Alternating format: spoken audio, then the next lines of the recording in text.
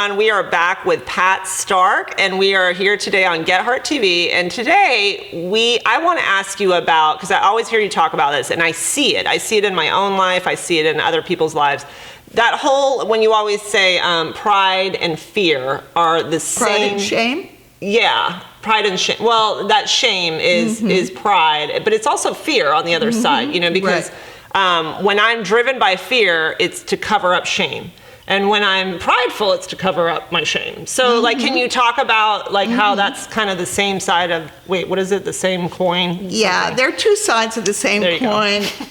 And if you look at it, we're either wanting to be more than, or we feel less than. That's it. And when we want to be more than, it's usually because we are really deep down feeling less than. So then we want to prove that we're more than, that we're okay. That's good. And so you hear a lot of talk through the years about pride, but it really helps to see that shame is what drives pride. Not being worthy enough. Not feeling worthy. Yeah, sure, even if we present ourselves as bigger than life, I'm the best. Underneath there is the shame of not being enough, or not being seen, or not being valuable, or being a failure. There are two shames, and I think it really helps to understand the two shames. Yes. One is a shame of I have done, and we have all come short. The Bible says every one of us, we have done shameful things. We've and that's sinned, what the cross of Jesus is takes about. Care of. Yeah, we confess, he forgives, and we're free. Yes. The other shame that ties into it and gets all mixed up together is the shame of I am, or I'm not enough, or I am a failure, or I'm not worth it, or I don't measure up. Those are the shame lies that connect to our personhood. The identity. Our core self. Yes. Yeah. And until we separate those two shames, they're all wrapped up together, and we're trapped. So the identity shame, it's really illegitimate shame. Yes. It's mixed in with, I messed up. Yes. I made a big boo-boo, and I did some stuff, and I shouldn't have done it. Yeah. We all fail at things. Of course. Failure is not shame. We make a mess. Failure is a learning tool that it's meant to teach us. And we grow from it. And we're meant to grow from it. However, if we have the shame lie of I'm not enough, or I'm a failure, or I don't measure up, when we fail, shame on you. You really are not worth anything. It reinforces the lie. What a horrible saying, too. I know, they don't say it in our day, but I know back in your day, my mom said, they would always say that. And in fact, I'd even still hear her say, shame on them. Yeah. And I'm like, what? What I got was the wagging finger. Shame on you. What's wrong with you? And the evil eye. Yeah, the stink eye. Oh, my gosh. The stink eye. Yeah. And it does. It makes you feel... it makes you feel this, you can almost feel it. I know for me, I can feel when someone's in a lot of shame, and I can feel when I'm yes. And sometimes it's not my own shame. Can you talk a little bit about that? Because sometimes I'll be with someone and I'll feel icky. I don't know how to sound professional, but I'll be like, wait, that's not my stuff. Well, what is that? Start early in life, where when we've been wounded, particularly in any kind of abuse or anything like that, whether it be emotional or neglect or anything like that, what happens? The child ends up taking the shame on themselves. And it's not the child's shame, it's the adult abuser, shame. Whoever's doing the... But when you carry that shame, then you become... the carrier, and we have to recognize that and give it back to who it belongs. Because it's sending a message, and it's not the message for you. It's not your message. Right. So if you were my kid, and I'm shaming my kid, and I'm saying, what's wrong with you? Why can't you do it this way? And which I unfortunately have done in the past. And it's like, before I knew all this, I realized, oh no, this is my shame. Right. This is what I was told when I was growing up. Yes. There was something wrong with me. I could never do anything correctly. And basically the message is, you're not smart. Yeah. You're not capable. Yep.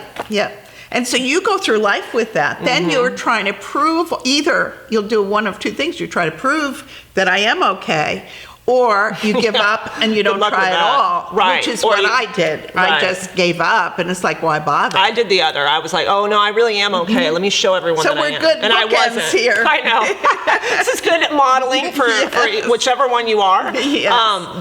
But yeah, it's true, and it's and it feels wrong, and that's what I want people to understand, because I think shame gets, Brene Brown's done a really good job of explaining it. Wonderful job. But I think even in the church, it's not talked about. It's not pinpointed enough. We talk about it up here in our mind, and we're like, yes, that sounds so good. But I guess what I'm saying, when I feel it, it's so real. It's powerful. It is very powerful. I mean, it can direct your whole life. Well, and it does. Yeah. Because that becomes a core belief inside of us. And we live out of our core beliefs. We don't live out of our mind beliefs. We live out of our core beliefs. And so if we have a shame belief at our core, like my shame belief was, I'm a piece of garbage, I'm a throwaway. Well, you're disposable. I'm You're disposable. Yeah. I lived every day waiting to be thrown away. So every relationship is affected by rejected, I'm just waiting for rejection. Yeah. And so it affects every day of your life. And our core is meant to be Christ in me. Yes. The hope of glory. Yes. And we live out of that. We live in a co-labor with Him out of value instead of shame. And so it's a really insidious kind of thing that hides deep within us, and we don't recognize it's there. Right.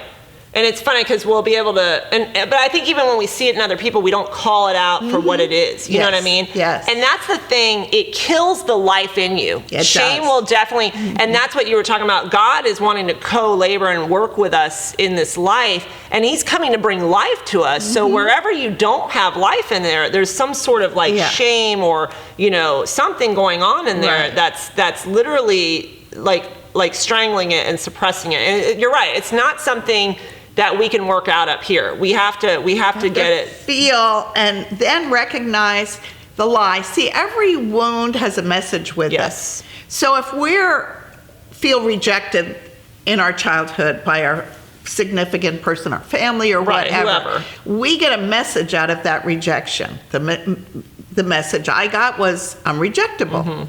Well, then that goes into the heart, and we live out of that belief. We live out of that lie, and we never even recognize that we have a lie. Yeah, it's so subtle. It's so, like I would say, subconscious. It's very, and you're doing things to, like you said earlier, either prove that, oh no, I really am lovable. I really am seen. Because mine was, you're not seen. Like, you're just like, shut up, be quiet, sit in the corner. You're not worthy to be seen. And so mine was, and then you see this a lot with, especially with women. It's like, I want to be seen, and they're doing all sorts of crazy things to be seen. Like you. I don't ever want to be seen. Sit in the back row and don't let anybody see you. Right. Because if they see you, they'll see your shame. Yeah, and they won't want you and they'll throw you away. They'll throw you away. So it's the same side of that. Yeah. That is really good, and I definitely want to encourage you not to like shamelessly plug us, no pun intended, but this book does work through a lot of what we're talking about, because the whole point of why we wrote this is because it is Christ in you, the hope of glory. That is how we're to live our life, and it brings life. It's freedom. It's freedom, exactly. And so you can be super uber spiritual and not have this stuff, and not get it, and be walking around with a ton of shame, and that I'm very passionate about that in the church, to for people to get emotionally healthy, and to be free and emotionally connected. Yeah, because we can super spiritualize it and do all that. I did for 25 years. I did it when I first got saved. Yeah. And it's real easy to do it. It is easy because it makes you feel like you don't have to deal with the shame. But then at the end of the day, you're at home going, well, this feeling is not cool. even though and then you feel even worse because you're like, I'm supposed to be this uber spiritual Christian, and I still am dealing with the same emotional stuff that I dealt with when I was 5. Yes. Our Christianity has to go into where the rubber meets the road. The nitty-gritty. It can't be up there floating around somewhere. It has to be anchored into on a foundation. On a really solid day-to-day living. Right, because that's where it shows up. You know, how are we treating ourselves? How are we treating each other? Like, I mean, the Bible clearly says that. And so when we see all this like religious stuff and very spiritual stuff, and then it's not congruent with like how these people are living their lives, you see that all the time, you know?